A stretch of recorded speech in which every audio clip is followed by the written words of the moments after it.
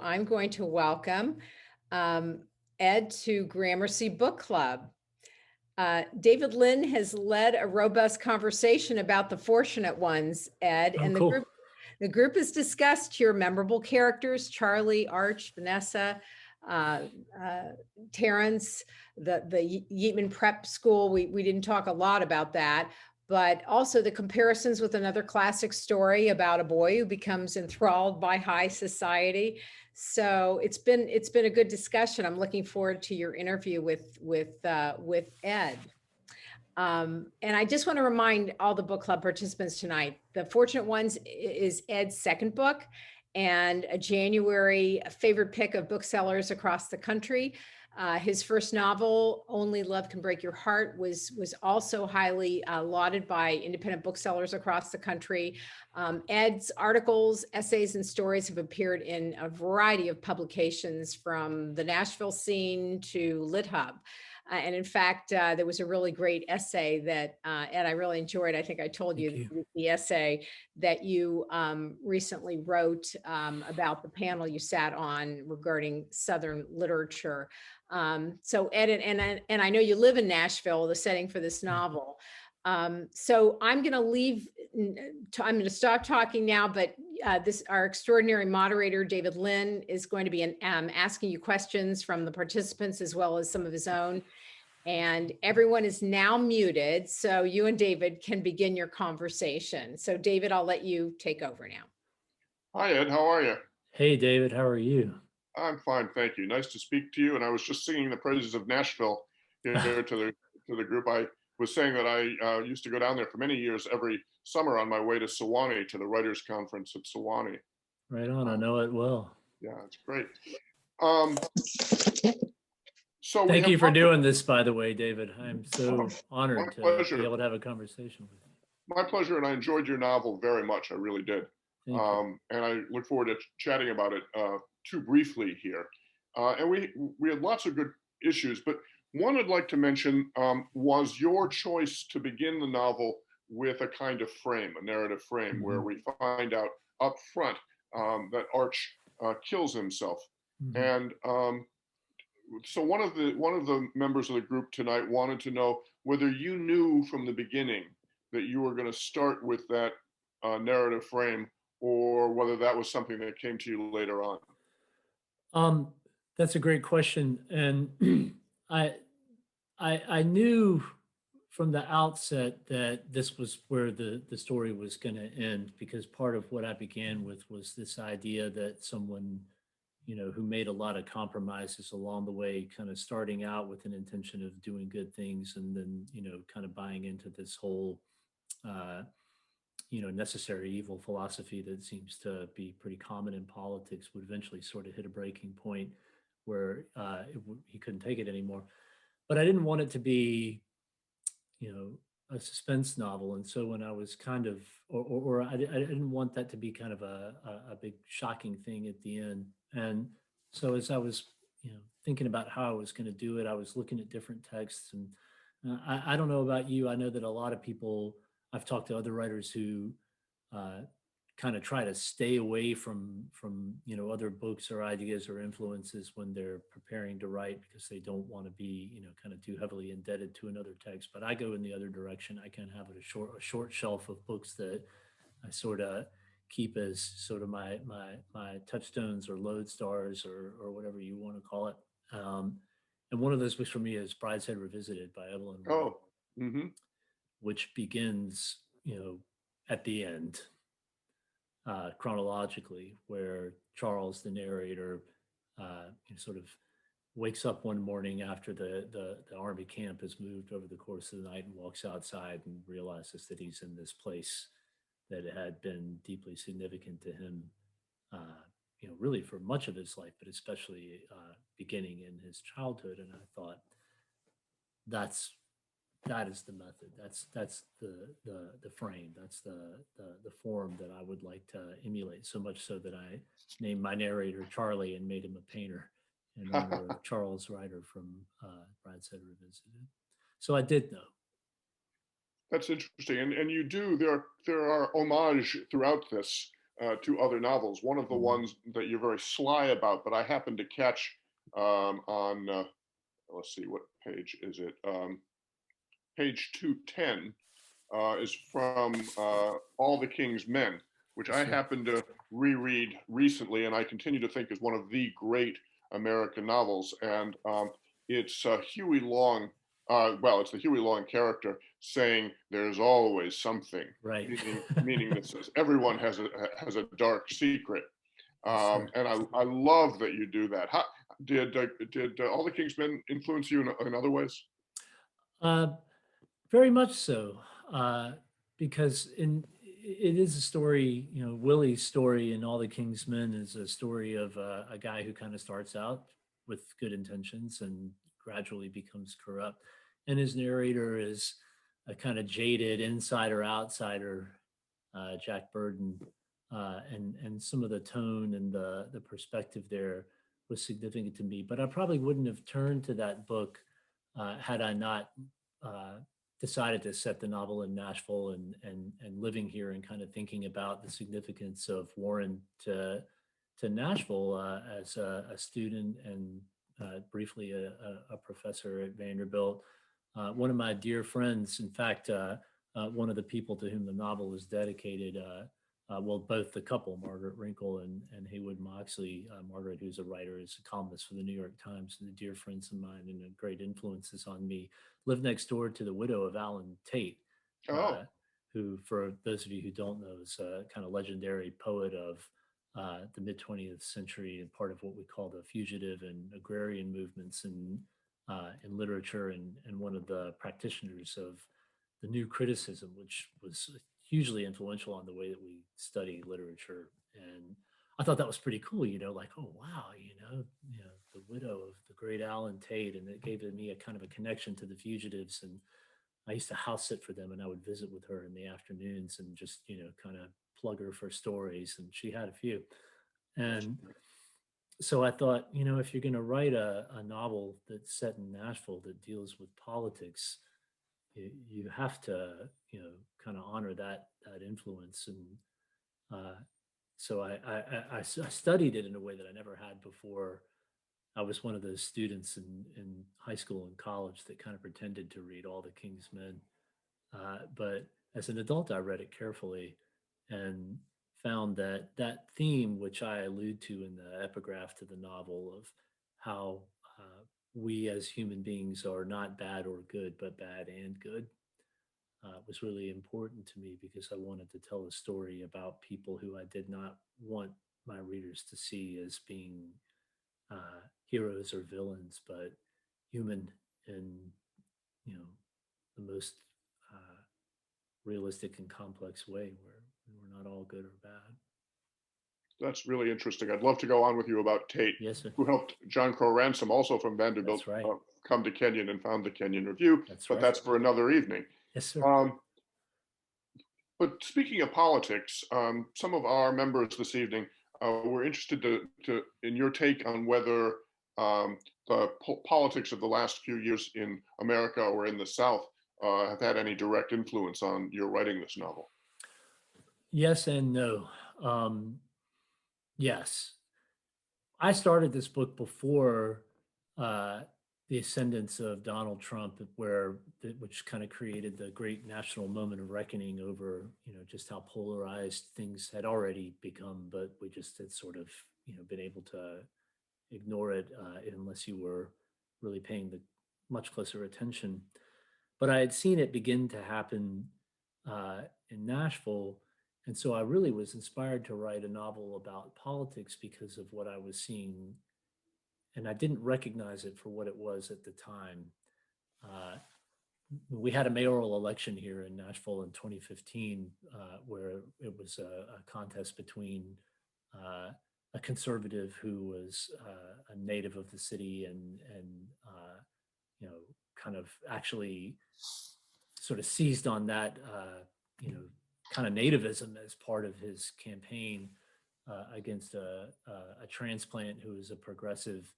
Uh, and it got surprisingly nasty for Nashville politics, which usually very kind of, at least in public, very kind of a polite and mannered city historically, at least in these nonpartisan mayoral elections.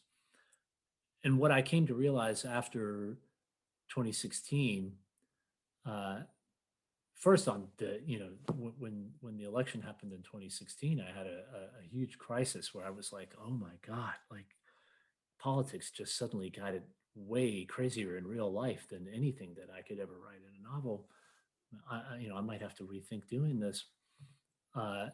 But then as time passed and I started to analyze it a little more carefully, I realized, what's going on here is kind of exactly what's happening in the story that I want to tell. And I just didn't see what it was at the time, which was that, as Southern, it isn't just in the South, but it seems more kind of acute in the South because we don't have a lot of big cities. And Nashville is not a big city, but it's getting bigger at a pretty, astronomical rate. It's just really growing fast. And as it has grown so swiftly and so many people are moving here from out of state, and there's a much higher concentration of people who, are highly educated and tend to be a little bit more democratic or liberal or progressive in their politics, it's sort of brought out into the open this tug of war over control of the destiny or future of the city, which then became clear to everyone was exactly what was happening in the country. It's really not a red state versus blue state or a south north kind of division. It's an urban rural division. It's a division between people who are in industries that revolve around education and technology versus people who are in older, more traditional industries. And of course, there's a lot of really dark stuff tied up in all of that that was already present in the story that I was telling.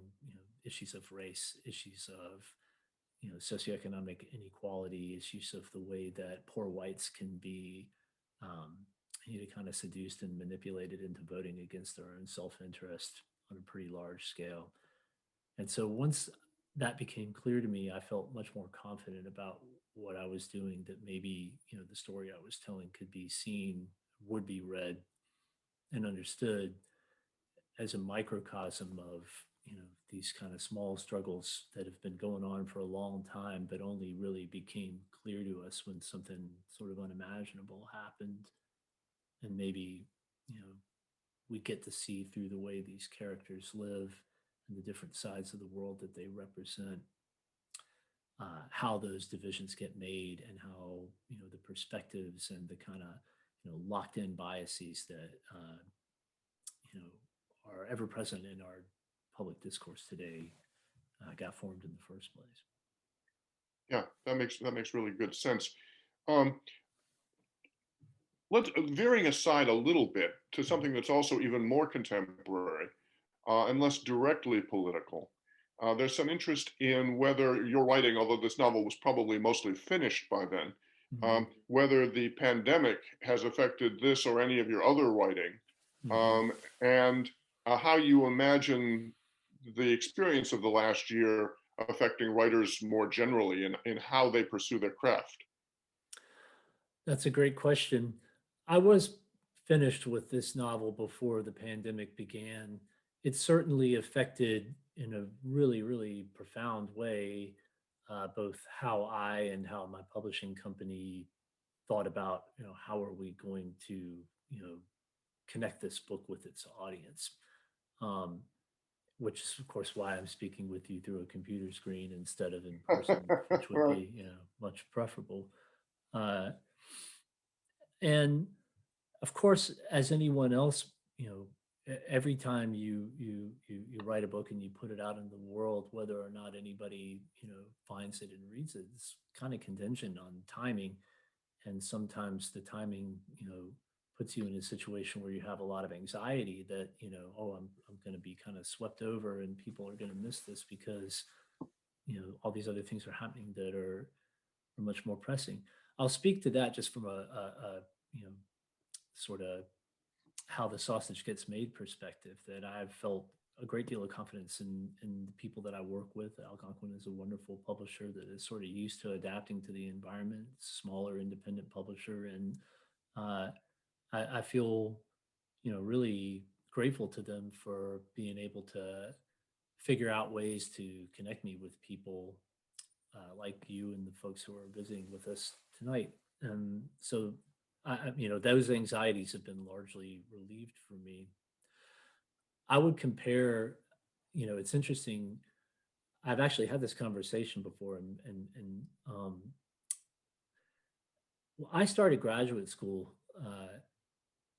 about 2 weeks before 9/11, and I remember on the day of 9/11, you know, sitting there watching the news and being, just blown away and terrified and horrified and sad, but also kind of selfishly thinking to myself, whoa, being a writer just doesn't seem very important right now, you know?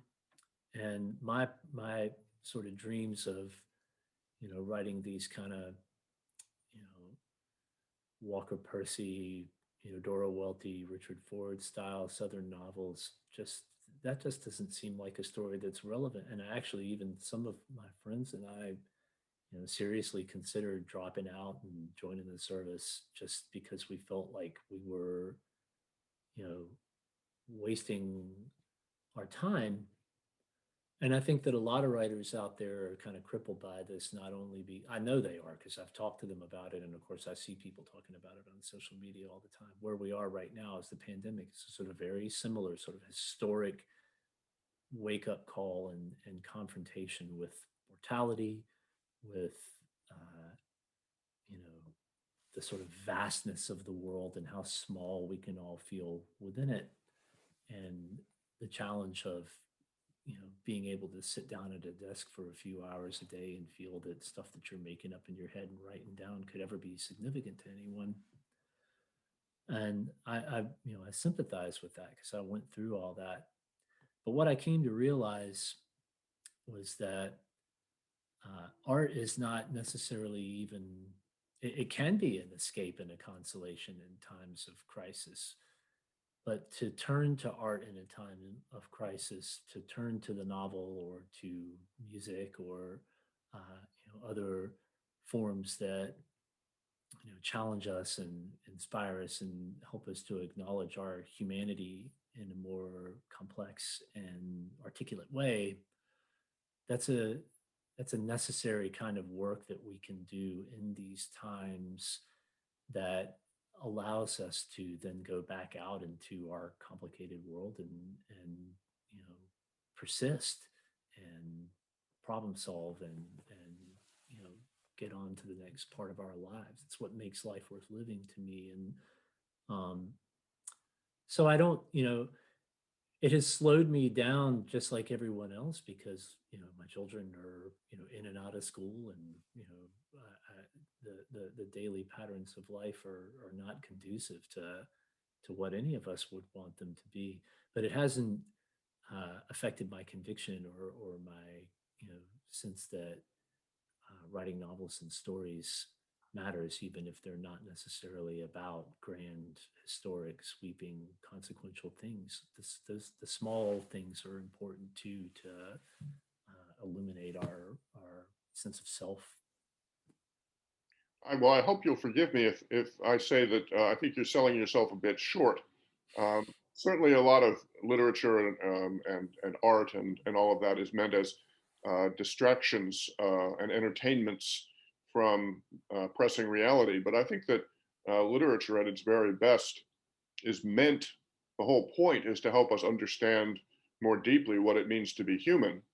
Absolutely. And that's exactly what's most at risk, most being tested in moments like the past year. All the various crises of the past year and beyond, they're, they're, they're, they're opening to question what it means to be human. And I think that literature such as yours helps us begin to grapple with that and see more deeply into it. Thank you for saying so. I don't disagree at all about the purposes and the values. Where I struggle is in my own, sense of worthiness to that task. Oh, guess And what? That's not your problem. That's ours. okay, well, if I can do it, I'm going to keep trying. Great. Well, let me ask one more question and circle back to the novel and to where we sort of began our conversation, which is um, where you really began it. What was it that helped you first put pen to paper or finger to keyboard? Was it the characters, the triangulation of the three characters, or was it one of them, or was it Nashville as a larger character? Oh, by the way, I'm so glad you brought in San Miguel de Allende, which is one of Yeah. my favorite places on Oh, on I miss it so much. I'm dying to go back. Um, well, I think that it really began for me in Nashville, and the reason that Nashville became the centerpiece of the novel was that when I moved here, and I work at a school that is not dissimilar to the Aitman School in the novel, very very different, but it's kind of my template. And you know, I'd never lived in a place where you know there were that many people who were that extravagantly wealthy. And there's a lot of money in this town, and you take a drive down Bellmead Boulevard and you see these houses. And where I grew up in a little small town Virginia, there's maybe one house that looked like that, and nobody even where in lived Virginia there. did you grow up? Lynchburg. Oh, yeah, sure. I went to UVA for grad school. Oh, far out, yeah, me too, yeah. Wahoo wah. Got a big win last night in basketball. Let's go. But yeah, Lynchburg is not like this, right? No, no, it's not. And I'd never lived anywhere like that before, and I just remember driving down Bellmead Boulevard and looking at all these houses and thinking to myself, you know, wow, this is like, there are a lot of there are a lot of people in this town like that have got some serious capital. And then I was taking that drive again, maybe a year or two after that first trip down the boulevard, driving a team bus for the school that I work at of middle school wrestlers. And there was a boy on the bus who was a student that I knew to be on full financial aid. And the boys are all, they don't talk about it. Most of the boys don't know, who's paying the freight and who's not.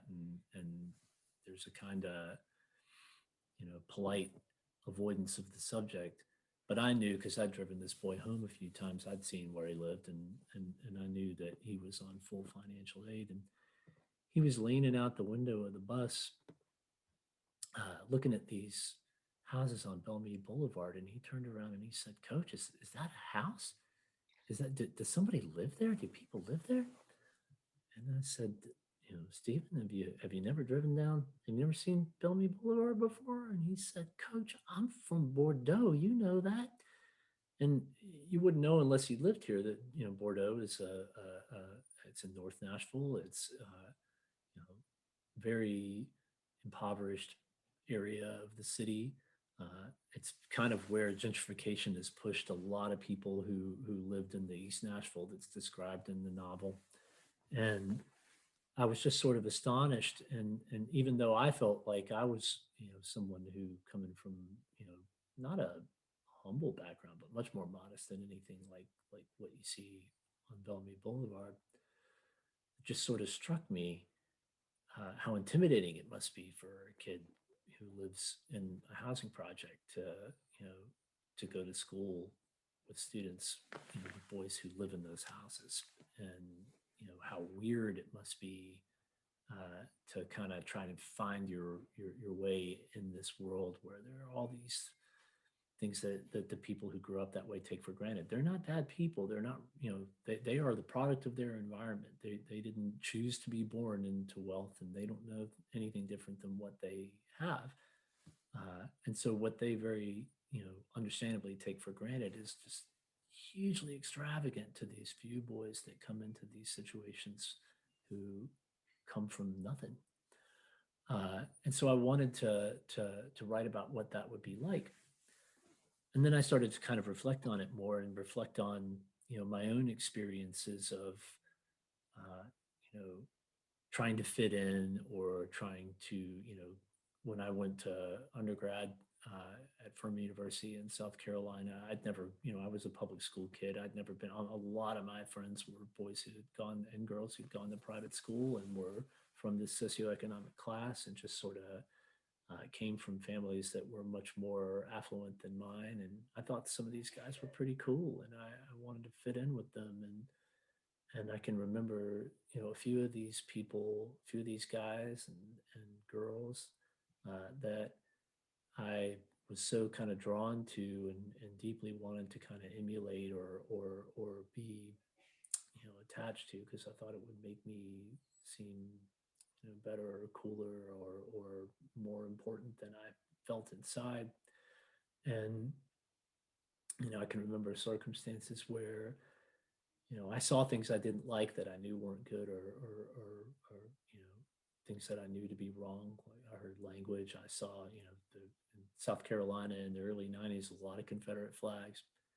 And, I just kind of let that slide because I wanted to be near the pretty girl and the really cool guy. And in retrospect, I really, I sort of understand why as a boy from a small town, I would do that, but I don't feel good about it. And so I wanted to kind of explore that honestly. And I saw, a way to write about this huge gap in class and opportunity and perspective and understanding of the world on a much larger scale in this canvas of Nashville, Tennessee in the 80s and the 90s than what I experienced. And I think that, kind of the truth in fiction is where you take, what you experienced and you recontextualize it in a way that your audience will feel what you felt rather than simply telling the truth, which wouldn't necessarily get that across. And so that's where I started. Great. Well, thank you for that. That's actually very moving and it illuminates the novel in important ways. Um, Ed Tarkington, I've really enjoyed chatting with you this evening, and from the faces of the other people here, I think they've enjoyed listening to you as well. So let me say thank you. I look forward to hearing more from you and your next book. And I very much enjoyed the article in LitHub, by the way. Thank you very much. And let me pass this back to Linda. And everyone should join me in offering a round of applause. Thank you. And thank you, David. It's been an honor and a privilege.